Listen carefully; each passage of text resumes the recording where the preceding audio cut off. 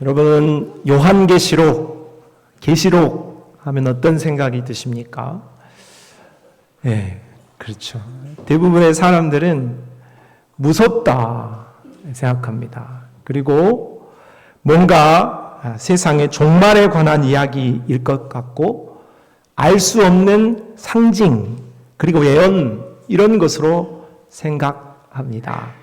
그래서 오늘 요한계시록을 대하는 두 가지 극단이 있을 수가 있겠습니다. 먼저는 극단주의적인 신앙자들이 요한계시록을 붙듭니다. 제세례파나 또는 세대주의자들, 근본주의자들이 이런 쪽에 계시록에 관심을 많이 가지고 있습니다. 그리고 좀 기도 좀 한다 하고 영성을 추구하는 교회들에서는 반드시 계시록의 말씀을 강조합니다. 성경은 창세기부터 계시록까지 어느 하나 빠짐없이 강조해야 되는데 특별히 계시록의 말씀을 강조하면서 환상 그리고 자신들이 본 꿈 이런 것들이 계시록과 연결되어 있지 않느냐, 자신들의 경험이 지금 성경과 연결되어 있지 않느냐 이렇게 주장하지요. 또 이 요한계시록은 이단들이 잘 사용합니다. 매주 우리 교회에 편지가 날아옵니다. 물론 저뿐만 아니라 다 모든 교회들에게도 편지가 날아오겠죠. 사진을 한번 보시면 딱 열어보면은 제일 위에 뭐라고 쓰여 있습니까? 네. 계시록대로 이루어진 것이 있다.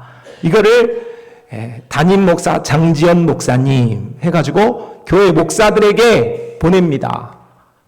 우리가 이런 진리를 알고 있으니까 목사고 누구고 다 와서 배워라. 그렇게 강조하는 거죠.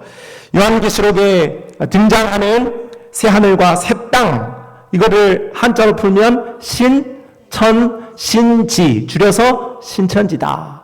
계시록에 나와 있는 이 말씀으로 자신들의 명칭을 삼는 거예요. 그리고 거기에 나와 있는 인마진자, 어린 양 등을 바로 다 계시록에 있는 내용들을 풀어가면서 자신들의 교리를 주장하는 데에 사용하고 있다 하는 것이죠. 그러니까 이단들, 또 이 시대의 극단주의자들은 계시록을 대단히 열성적으로 사랑하고 그를 품고 있는 거예요. 반면 기존 교회, 전통 교회들은 또 이 요한계시록의 말씀을 가까이 하지 않습니다. 참 아이러니한 거죠. 특별히 우리 개혁주의자들이었던 칼빈이나 루터도 계시록에 대해서만큼은 주석을 하지 않았어요. 그러니까 우리 후손들이 그렇게 생각하는 거예요. 우리 개혁주의자들인데 칼빈도 안 손댄 거를 루터도 강조하지 않은 것을 우리가 굳이 따를 필요가 있느냐 하고 생각하는 것입니다. 그래서 오늘날 그런 전통 아래에 교회에서, 기존 교회에서는 계시록에 대한 설교나 가르침을 잘 하지 않습니다. 정말 열심히 했다고 한다면 요한계시록 2장, 3장에 나와 있는 내용 정도로 거기에 나와 있는 7교회를 향한 메시지 정도를 선포하면 계시록 설교도 하구나 하고 우리가 반기는 정도인 것이죠. 그래서 성도들 역시 생각합니다. 요한계시록은 어차피 알 수 없는 책이구나. 그리고 이거는 무슨 뜻인지 잘 모르는 책이구나. 나와는 큰 관련이 없구나 하고 생각하는 경향이 있는 것이죠. 그렇다면 정말 요한계시록은 우리와 관련이 없습니까? 그리고 이것은 극단주의자들이나 이단들의 점유물로만 사용되어야 합니까? 그렇지 않죠. 오늘 계시록 1장 3절은 말씀합니다. 이 예언의 말씀을 읽는 자와 듣는 자와 그가 기록한 것을 지키는 자가 거기 있다. 때가 가깝다 말씀하면서 이 말씀을 우리가 가까이 해야 할 것에 대해서, 계시록의 말씀을 우리가 품어야 할 것에 대해서 말씀하고 있는 것입니다. 계시록은 혼란한 세상 속에서도, 고난과 핍박 속에 살아가는 시대 속에서도 끝까지 믿음으로 살아가야 할 저와 여러분을 향한, 오늘날 성산교회 성도들을 향한 하나님의 선물이다, 그렇게 믿어야 할 줄로 믿습니다. 우리는 그러므로 양목인 이 요한계시록의 말씀을 오늘 1장 첫 장을 시작해서 마지막 22장까지 용감하게 한번 다뤄보려고 합니다. 저는 목회자로서 작은 종으로서 신학자도 아니고 어떤 훌륭한 그런 사람도 아닙니다. 하지만 이것은 모든 사람에게 우리 하나님께서 선물로 주신 책이라는 그런 믿음 아래에서 용감하게 자신 있게 이 말씀을 한번 살펴보려고 합니다. 이를 위하여 여러분이 기도를 많이 해주셔야 됩니다. 제가 이단의 가르침을 하지 않도록 자의적으로 요한계시록을 해석해서 여러분이 평생의 계시록에 대해서 잘못 오해하지 않도록 저를 위해서 특별히 기도 많이 해주시기를 바랍니다. 기도 안 하고는 안 됩니다. 엉뚱한 말씀으로 드릴 수가 있는 거죠. 오늘 특별히 세상은 요한계시록을 오염시키고 이단들은 요한계시록을 오염하고 기존 교회는 요한계시록을 방치했지만 오늘 우리는 하나님의 말씀 성경 66권뿐만 아니라 기록되어진 마지막 책인 요한계시록에 대하여서도 분명하게 우리가 서야 합니다. 그 말씀 앞에 분명하게 서야 한다 하는 것이죠. 그러므로 오늘 우리가 이런 요한계시록의 말씀, 특별히 이 계시라는 이 말씀 앞에 서야 한다 했을 때 그러면 우리가 어떻게 이 계시 앞에 서야 할까? 계시 앞에 선 자는 어떤 태도를 보여야 하는가? 오늘 요한계시록의 첫 시작인 계시록 1장 1절에서 8절 말씀을 통하여서 그 내용을 살펴보도록 하겠습니다. 계시록 앞에, 계시 앞에 바로 선자는 첫째, 바로 이 계시의 말씀을 경청할 수 있어야 하겠습니다. 오늘 1절과 3절 말씀이 그 말씀을 합니다. 1장 1절 예수 그리스도의 계시라 하면서 오늘 이 말씀, 계시록의 말씀이 시작되고 있습니다. 예수 그리스도의 계시라 라고 말씀했습니다. 그럼 이것은 한 개인의 계시다 이렇게 말하지 않고 이 계시의 주인이 누구다? 예수 그리스도이다 분명하게 밝히고 있는 거죠. 계시라는 말은 헬라어로 아포클립시스입니다. 이 말은 감추었다 하는 말이 아니라 열었다는 말입니다. 폐쇄되었다 하는 말이 아니라 공개되었다는 말이죠. 누구에게나 알 수 있도록 이 말씀이 선포되었다 하는 의미인 것입니다. 그러므로 요한계시록을 봉인되어진 내용이다, 암호화되어진 내용이다 이렇게 생각하면 오해라고 할 수 있는 거죠. 1장 하나님 말씀을 같이 한번 읽어보도록 합시다. 이는 하나님이 그에게 주사 반드시 속히 일어날 일들을 그 종들에게 보이시려고 그의 천사를 그 종 요한에게 보내어 알게 하신 것이다. 자, 이 계시는 하나님이 보내셨다 했어요. 그런데 그 하나님이 누구에게 줬다? 요한에게 줬죠. 네, 그 가운데 오늘 1절 말씀을 보면 하나님이 이 말씀을 누구에게 줬다? 예수님에게 줬다. 그리고 그 예수님이 그 말씀을 누구에게 줬다? 천사에게 줬다. 천사에게 그 말씀을 누구에게 줬다? 요한에게 줬다. 하고 이 흐름을 이야기하고 있어요. 하나님이 예수님에게, 천사들에게, 요한에게 이 말씀을 전달했다 하는 것이죠. 이는 하나님의 뜻이 공개적으로 모든 사람들에게 공식적으로 왔다 그 말입니다. 오히려 센 것이 아니고 바로 이 말씀이 모든 성도들에게 왔다 이렇게 보는 것이죠. 성도들은 그러므로 요한계시록의 말씀이 충분히 나에게 왔다. 따라합시다. 나에게 왔다. 그렇게 믿어야 하는 것입니다. 요한계시록의 말씀이 닫혀있는 말씀이나 다른 어떤 단체의 말씀이나 어느 특별한 개인들에게만 열려진 말씀이 아니라 오늘은 모든 그리스도를 주로 삼은 성도들에게 열려진 말씀이다. 공개되어진 말씀이다. 내가 알아야 말씀이다 하는 태도를 가져야 하는 것이죠. 그럼에도 불구하고 이 요한계시록의 말씀을 감춰진 것으로 여기고 그렇게 주장하는 사람들이 우리 주변에 많이 있습니다. 이단들이 그런 일들을 하는 것이죠. 그래서 이 진리를 감춰진 진리로 왜곡하고 있습니다. 제가 들어보이는 이 책은 뭐라고 써있느냐? 요한계시록의 실상, 요한계시록의 예언과 성취 이렇게 되어 있습니다. 저자 보혜사 이만희라고 써 있습니다. 장난치는 게 아니고 이것이 바로 신천지에서 배우게 되어지는 6월 전에 배우게 되어지는 교리책입니다. 저는 이걸 들고 있어요. 여기에 분명히 저자가 보혜사는 누굽니까? 성령님이잖아요. 보혜사 이만희라고 써서 동격으로 쓰였어요. 그러면 이만희가 누구라는 거예요? 보혜사라는 거죠. 그런데 오늘 이 말씀의 책이 바로 계시록이에요. 이거를 떼야 구원을 할 수 있고 구원받을 수 있다 이렇게 가르치는 겁니다. 근데 이 말씀을 보니까 요한계시록의 실상, 천국 비밀에 대한 실상이라고 되어 있어요. 그러니까 신천지의 해석법은 애언이 있고 비유가 있고 실상이 있다. 그것이 짝이다. 그래서 비유, 실상, 짝 이렇게 가르치는 것입니다. 예를 들어 보겠습니다. 요한계시록의 말씀을 계시다, 열려졌다 하는 것까지는 이 책을 제가 다 읽어봤어요. 여기 그렇게 쓰여 있습니다. 그 말이 맞죠. 그런데 뭐라고 말하냐? 그것은 요한계시록을 처음 받았던 요한 시대에 해당하는 거다. 그러나 지금은 2000년이 지났기 때문에 그것은 이미 비유로 되어 있었던 거기 때문에 오늘날 우리가 알려면 실상을 알아야 된다. 그 실상을 해석해 줄 수 있는 요한이 다시 있어야 된다. 그러면 그 요한이 누구겠어요? 누구겠어요? 이만이다. 약속의 목자가 바로 사도 요한격인 약속의 목자가 이 말씀을 해석할 수 있다. 이렇게 가르치는 거예요. 그래서 요한계시록 7장에 보면은 14만 4천이 나오죠. 그래서 자기들을 12지파로 나눴어요. 그러니까 순천에 베드로 지파가 있죠. 임의로 만든 거죠.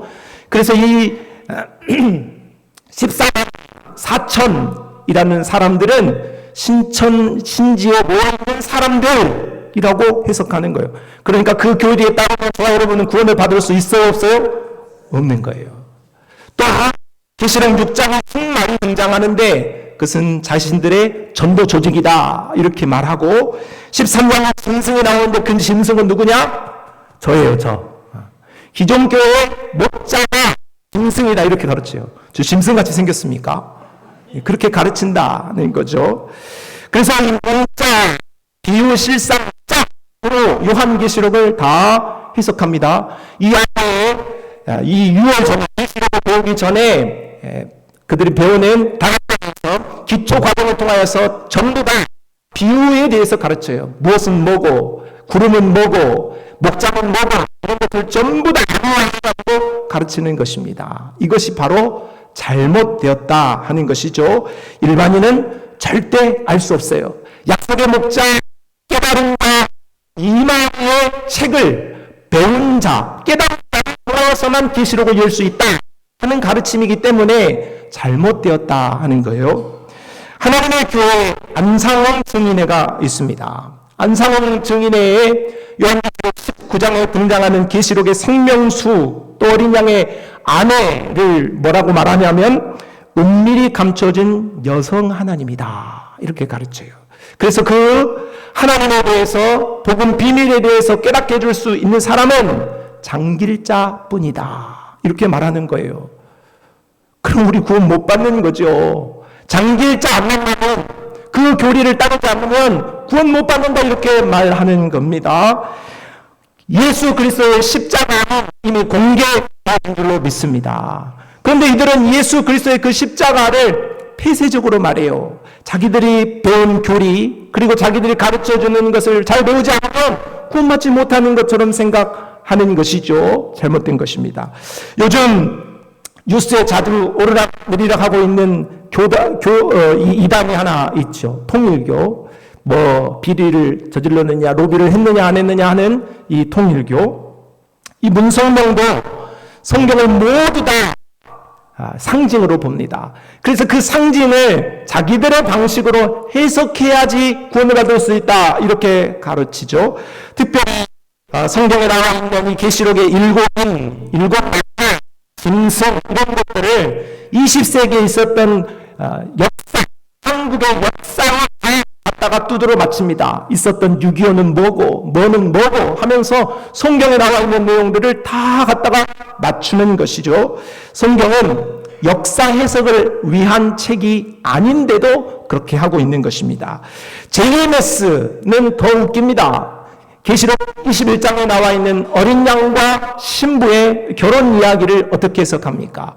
어린 양은 자기고 신부는 자기 교회 성도들이다 이렇게 가르치는 거예요.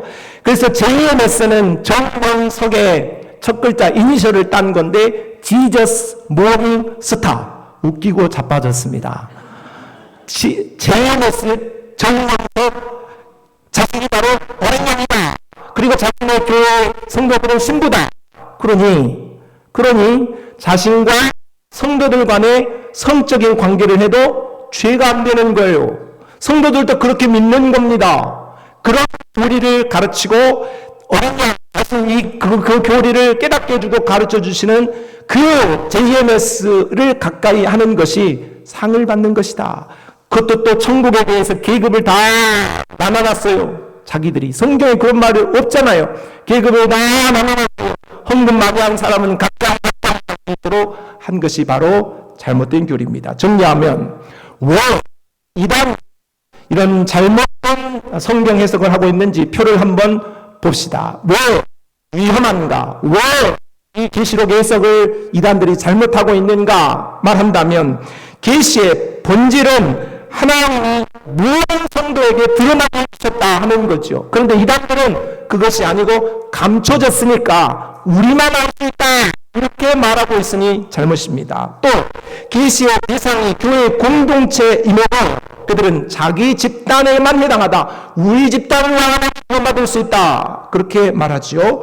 또 계시의 해석 방법은 오늘 우리는 전통적인 성경 전체의 맥락과 내용들을 계시록을 가지고 해석할 수 있어야 됩니다. 그런데 그들은 자신들의 상징과 은밀한 비유로 자신들의 집단을 이용하여서 자신들의 집단에 유리한 거로 이용하여서 해석하지요. 또 계시의 결과 우리는 예수 그리스도를 믿음으로 구원받을 수 있다고 믿습니다. 그렇게 믿으시죠? 그렇게 믿으시기를 바랍니다.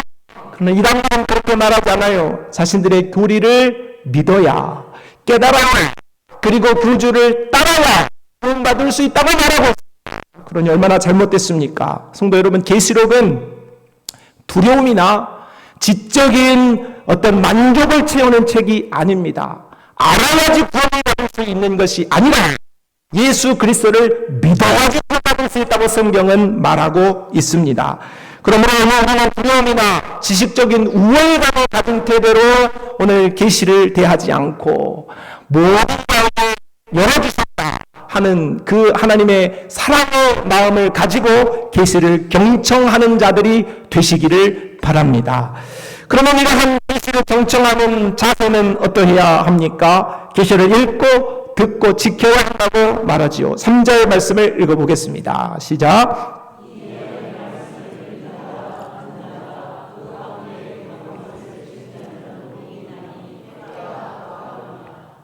자, 이 여러 말씀을 읽는 자, 듣는 자, 지키는 자가 있다 했습니다. 이 말씀을 대하던 시대는 로마에 강력한 핍박이 있었던 시대입니다.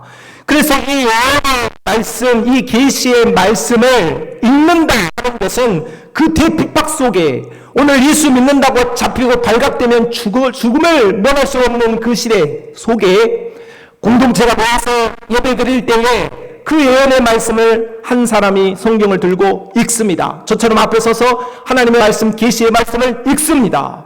그 자체가 목숨을 건 행위예요. 또 듣는 자들이 있어요. 읽는 자는 단수죠. 그 말씀을 듣는 자들은 청중이니까 복수 아니겠습니까? 그 말씀을 듣는 자를 가지고 생명을 걸고 말씀을 듣는 것입니다. 오늘 이 말씀을 듣는 집회가 발각이 되면, 오늘 우리가 하나님의 말씀, 계시의 말씀을 대하는 것이 발각이 되면 처형을 면치 못하기 때문에 그렇습니다. 그래서 그 말씀을 읽는 자나 그 말씀을 듣는 자는 그 말씀을 허투루 듣지 않아요. 그 말씀을 듣고 어떻게 지킬 수 있을까 하는 정말로 다양한 자세로 말씀을 행동하기 위하여서 그 말씀을 지키기 위하여서 들었다 하는 말이죠. 그러니 오늘 이 말씀을 읽는 자, 듣는 자, 지키는 자는 매한 가지로 하나님의 말씀에, 계시의 말씀에 간절함이 있는 거예요. 생명을 걸고 하나님의 말씀을 대하였다 할 수 있는 것이죠. 그러니 이들이 누릴 복은, 이런 자들이 복에 때 이들이 누릴 복이 이 땅에서 장사 장르게 하는 복이겠습니까? 자녀들이 성공하는 복이겠습니까? 그런 복은 사치입니다. 이들은 생각해도 뜨는 복은 바로 이들이 목숨을 잃을지라도 천국에서 우리 하나님과 함께 예수 그리스도와 함께 영생을 누릴 수 있는 그 지고지순한 복이었다 할 수 있는 것이죠. 그러므로 하나님의 말씀을 경청하는 자들의 자세는 간절함에 있었다고 말할 수 있는 거예요. 오늘 우리 모두는 우리 손에 성경 한 권의 책 정도는 다들 가지고 있습니다. 그런데 이 시대가 오기까지, 오늘 하나님의 말씀이 우리 손에 오기까지 모든 시대가 그렇게 살았던 것은 아닙니다. 구약시대에는 바로 하나님의 말씀을 선지자나 또는 제사장들만 가까이 할 수 있었습니다. 그래서 그 말씀을 그들은 들었을 뿐이지 그 말씀을 보거나 읽을 수 있는 기회가 없었습니다.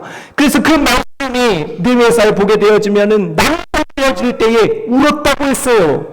그 말씀이 접하고 울었는데 그 말씀이 자신들에게 들려졌을 때 그 감격과 그 역경의 마음 때문에 울었다 표현했다는 거죠.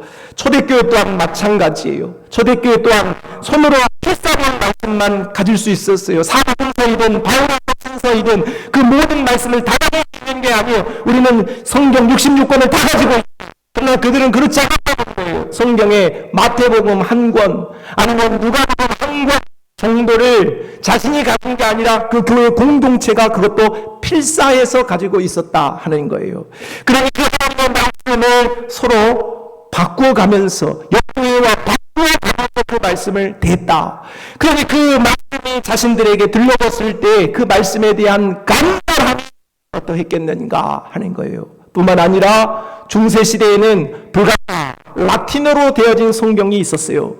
그래서 교회는 이 하나님의 거룩한 말씀을 아무나 해서는 안 된다. 자신들의 전유물로 생각한 거예요. 그리고 이 말씀을 아무나 해석해서도 안 된다 하고 성경을 공개하지 않았어요. 평생을 교회를 다니고 카톨릭을 다니는데 그 말씀이 뭔지 읽어보지도 못하고 그 뜻이 무엇인지도 알지도 못해요. 가서 사제가 말하는 정치 이야기나 듣고 고개 끄덕끄덕 거리다가 집에 와서 내가 구원을 받았는가 안 받았는가 헷갈리면서 그런 인생을 살 수밖에 없었다는 것입니다. 이제 종교개혁 와서나 바로 루터가 모든 성경은 모든 성도들의 것이다 그렇게 선포하고 인쇄소의 발달로 말미암아서 성경을 보급하게 되어짐으로 오늘 우리에게 성경이 온 거예요. 오늘 우리 성경이 다 우리 손에 있고 스마트폰을 열면 어디서라도 성경을 대할 수가 있습니다. 그러나 우리는 그 2000년 시대의 교회 역사 속에 하나님의 말씀 한정 외우고 듣고 그 말씀을 암송하면서 그 말씀 속에 생명을 걸었던 성도들과 우리의 모습이 더 간절해졌습니까? 더 기쁜 마음이 됐습니까? 아니죠. 하나님의 말씀을 대하면서도 또박또박 졸고 있습니다. 하나님의 말씀을 대하면서도 더 이상 내게 감동이 되지 않습니다. 이는 하나님의 말씀, 계시의 말씀을 대하는 경청하는 자세가 아니올시다. 오늘 우리는 이러한 하나님의 말씀, 계시의 말씀을 간절함으로 들을 수 있는 그 경청의 마음, 태도가 회복되어야 할 줄로 믿습니다. 시편 103절은 말하지요. 주의 말씀의 말이 내게 어찌 그리 단지요. 내 입에 꿀보다 더 다니이다 하고 말씀합니다. 주의 말씀을 강구하고 경청할 수 있는 자세가 될 수 있기를 바라고, 특별히 요한계시록의 말씀이 이제 누구에게나 우리 성도들 입장에서 볼 때는 이제 시작되었습니다. 강구가 시작되었습니다. 오늘 초부터 졸고 그러고 있지 않는다고 한다면 우리도 누구든지 계시록의 22장까지의 말씀을 한 번은 듣고 또 이해할 수 있는 기회를 맞은 것 아니겠습니까? 그러니 나도 한번 이번 기회에 하나님의 말씀을, 특별히 계시록의 말씀을 한번 배워와야겠다, 그런 강구와 애끓는 믿음으로 설 수 있기를 바랍니다. 두 번째는 이 계시하는 자는 계시에 순종해야 합니다. 오늘 이 계시를 주신 분이 누구인고 하니 삼위일체 하나님이십니다. 먼저 계시록 1장 4절에 이제도 계시고 현재지요. 전에도 계셨고 과거입니다. 장차하실이 미래지요. 현재, 과거, 미래에 온전히 계신 분은 바로 우리 성부 아버지 하나님이세요. 그러니까 이 계시를 누가 주셨냐? 전능하신 하나님이 주셨다. 것이죠. 다들 그 보좌 일곱 영이 있다 했습니다. 이는 스가랴 4장과 이사야 11장에 여호와와 일곱 눈과 연결되어진 것으로 성령을 의미하는 것입니다. 바로 계시의 말씀을 전달하고 깨닫게 하시는 이는 성령이시다 하는 것이죠. 또 하나의 말씀은 예수 그리스도의 삼중직에 대하여서 잘 표현되어 있습니다. 또 충성된 증인으로 죽은 자를 가운데서 먼저 나시고 땅의 임금들의 머리가 되신 예수 그리스도로 말미암아 은혜와 평강이 너희에게 있기를 원하노라 했어요. 예수 그리스도께서 선지자로 제사장이시고 왕이 되어주신다 하는 말씀을 통하여서 계시를 주신 분이 바로 예수님이시다 하고 말씀하고 있는 것이죠. 자, 6절을 읽어보겠습니다. 시작.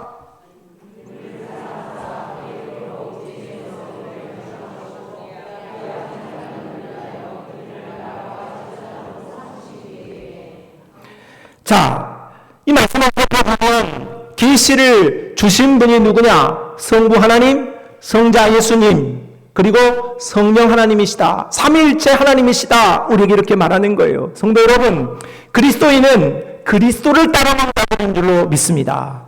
여러분은 예수 그리스도를 따르는 제자들이시죠. 그러므로 예수 그리스도를 따르는 자는 바로 예수 그리스도의 계시를 따라야 하는 것입니다. 오늘 우리가 예수 그리스도께서 우리에게 주신 성부, 성자, 하나님께서 주신 이 계시를 순종하는 자는 하나님께 순종하는 거예요. 그러나 계시를 불순종하는 자는 하나님께 불순종하는 것이죠. 그러면 오늘 우리가 그리스도인으로서 내가 하나님을 따르고 그리스도를 따르고 성령의 감동을 따르겠다고 한다면 그런 말을 할 것이 없어요. 계시의 말씀을 잘하고 계시의 말씀에 순종할 때에 오늘 내가 하나님의 뜻을 따랐다 이렇게 평가할 수 있는 것이죠. 이렇게 계시의 말씀을 순종하는 자들에게는 열매가 있습니다. 그는 6절에 나와 있는 말씀대로 나라와 제사장이 되게 해주신다 이런 말씀이에요. 오늘 우리는 대한민국이라는 나라에 소속되어 있습니다. 그런데 오늘 우리가 계시의 말씀을 순종하게 되어지면 오늘 우리는 대한민국이라는 나라를 넘어서 하나님의 나라에 소속되어 신분이 바뀐가봐 이런 말씀인 것이죠. 뿐만 아니라 오늘 이 계시의 말씀을 순종하는 자는 제사장이다 그런 말씀을 하고 있어요. 오늘 우리는 소도 키우고 차도 고치고 오늘 우리가 농사도 짓고 사업도 하고 주부로 살고 일하고 이 땅에서 많은 일들을 하고 살아가고 있어요.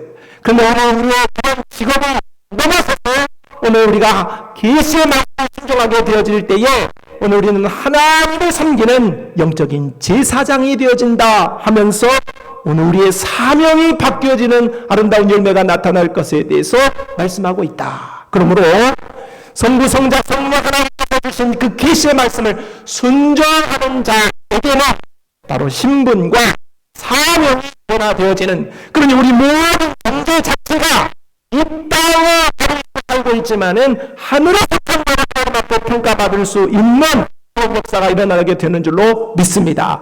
계시라 하는 말은 다른 말로 묵시라. 묵시라는 말은 어려운 말 같지만 묵시라는 말은 미래적이다 하는 말과 하늘에 속해 있는 말이다 하는 말이 되겠습니다. 뭐라고요? 묵시란 미래에 속한 말과 하늘에 속해 있는 말. 그러니까 계시록의 말씀은 이 땅에 사는 성도들, 현재를 살고 있는 성도들에게 너희의 미래는 어떨 것인가? 그리고 너희들이 하늘에서는 어떨 것인가에 대한 말씀을 해주고 있어요. 그러므로 오늘 우리 계시를 순종하게 되어질 때에 우리의 삶이 바로 미래적으로 신분의 변화 그리고 사명의 변화가 일어난 그런 축복의 사람이 된다. 존재가 바뀌어야 된다 했으므로 하나님의 말씀, 계시의 말씀을 순종하는 성도들이 되시기를 바랍니다. 마지막으로 계시의 선자는 이 계시를 소망 삼고 살아가야 하는 거예요. 성경 전체 곧 계시의 핵심은 오늘 우리가 어려서부터 배운 바 성경은 무슨 기록이냐 했을 때 구약은 예수 그리스도의 오심, 신약은 예수 그리스도의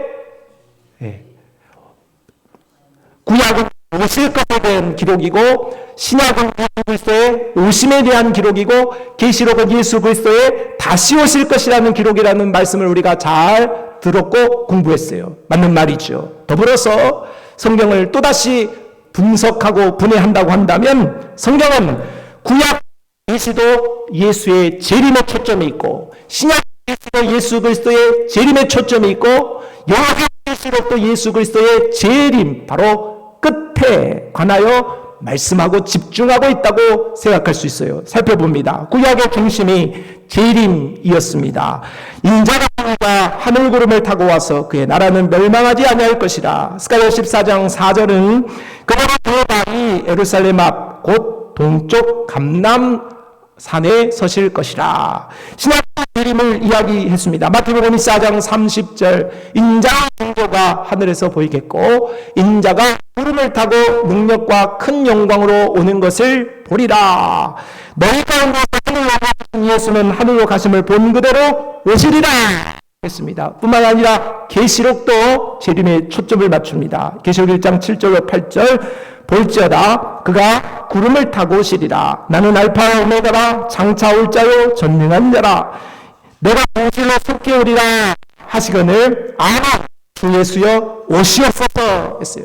구약도 신약도 계시록도 무엇에 초점을 맞추고 있다? 재림. 예수님의 다시 오심에 초점을 맞추고 있다. 왜?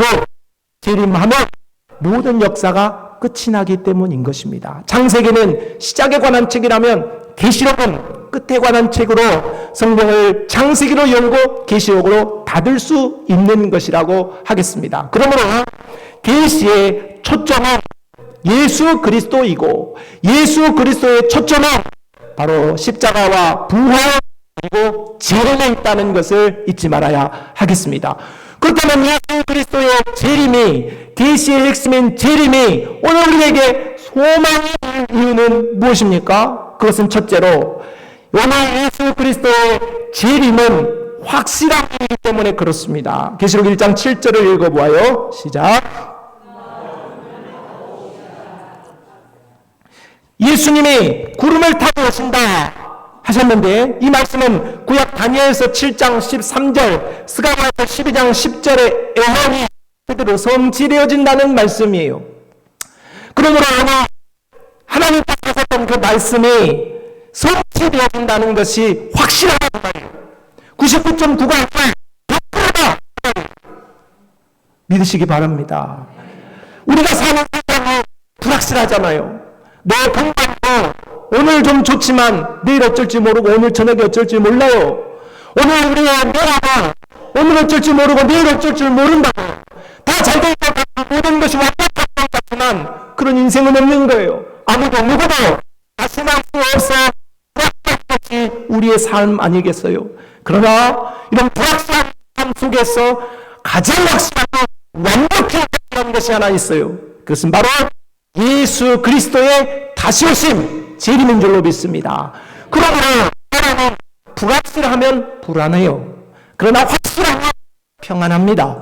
그러므로 예수 그리스도의 재림이 확실하다고 하니 내 마음이 평안한 거예요. 아, 예수님의 재림이 있겠구나. 그러니 나도 평안하구나. 그러므로 예수 그리스도의 재림이 우리에게 소망이 되는 줄로 믿습니다. 또한 예수 그리스도의 재림이 소망이 되는 것은 공의가 회복되기 때문이죠. 계시록 1장 7절에 그를 찌른 자로 볼 것이요 애곡한다 했어요. 예수님이 재림하시면 심판하실 거예요. 뭐 하신다고요? 심판하세요. 안 할 수도 있지 않을까? 아니요, 하세요. 100% 하세요. 예수 그리스도께서 심판하세요. 믿는 자와 믿지 않는 자, 의와 불법 이런 것들을 분명히 나누어서 심판하세요. 그럼 우리가 사는 세상은 어떻습니까? 의가 승리합니까? 불의가 이기는 것처럼 보이지 않으세요? 부정한 것 같잖아요. 그래서 억울하고 그래서 분노하고 가만히 있어서 안 될 것 같고 그런 마음을 가지고 사는 시대가 이 시대예요. 그러면 어떤 결과가 오냐? 도덕적인 회의감이 오는 거예요. 에이, 열심히 하면 뭐해? 정직하게 하면 뭐해? 부정한 사람들이 다 이기고 불법한 사람들이 다 반칙하면 이기는 세상인데 우리가 뭐 하려고? 그렇게 도덕적인 회의감으로 살아가는 거예요. 그런데 감사한 것은 세상은 심판을 부조리 하고 불의하게 한달지라도 우리 주 예수 그리스도의 심판은 불의하지 않습니다. 불의하지 않습니다. 반드시 우리로 정직하고 공평하게 심판하실 줄로 믿습니다. 그래서 우리는 그러한 믿음이 있기 때문에 이 땅을 그래도 손해봐도 정직하게 살아가는 거예요. 그리고 믿음으로 살아가는 거예요. 왜? 그렇게 산 것에 대한 보상이 있을 것을 믿기 때문이죠. 그러므로 그 재림이 오늘 우리에게 소망이 되는 것입니다. 그리고 우리가 재림이 소망이 되어지는 것은 그 구원이 완성되어지는 일이기 때문에 그렇습니다. 나는 알파나 오메가라 전능한 자라 했어요. 여러분, 오늘 우리의 삶이 150세까지 200세까지 산다면 기쁠까요? 저는 그렇지 않을 것 같습니다. 왜냐하면 150세를 살아도 죽으니까, 200세를 살아도 죽으니까 그건 나에게 영원한 기쁨이 아닐 것 같아요. 그런데 예수 그리스도의 재림이 오면 끝이 나는 거예요. 예수 그리스도의 재림이 오면 눈물도 사라지고 곡한도 사라지고 질병도 사라지고 부자로도 사라지고 모든 것이 끝이 납니다. 그 순간에 당연한 일이죠. 그 예수 그리스도의 은혜 아래에서 끝이 나는 것 아래에 우리에게 주시는 선물이 무엇인가? 안식이에요. 이 땅을 살아가면 안식이 없잖아요. 그러나 예수 그리스도가 재림하시면 안식, 영원한 안식, 진정한 안식이 옵니다. 그러므로 예수 그리스도를 따르는 재림을 기대하는 것은 우리에게 소망이 되어집니다. 예수 그리스도의 재림은 계시의 핵심이에요. 확실합니다. 그리고 구원을 이루실 것입니다. 그리고 영원한 안식을 우리에게 주실 줄로 믿습니다.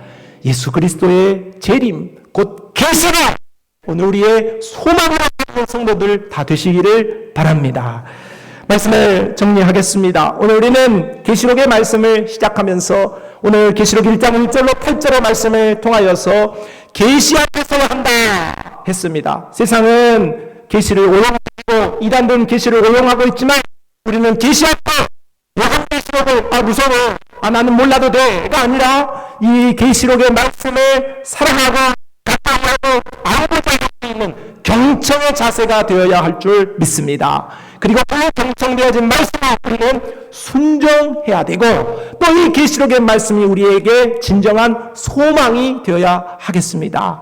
다른 어떤 것이 소망이 아니라 하나님의 말씀이 소망이요 계시가 소망되어질 수 있는 정말로 하나님 앞에 믿음으로 잘 살았다 그렇게 평가받을 수 있는 정말로 하나님 앞에 복받는 그런 축복의 성도들이 다 되시기를 주님의 이름으로 축복합니다.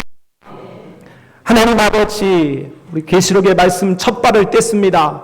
시작하게 하셨으니 끝내게 하시고 잘 감당할 수 있도록 우리 모든 공동체를 복 주시옵소서. 예수님의 이름으로 기도합니다. 아멘.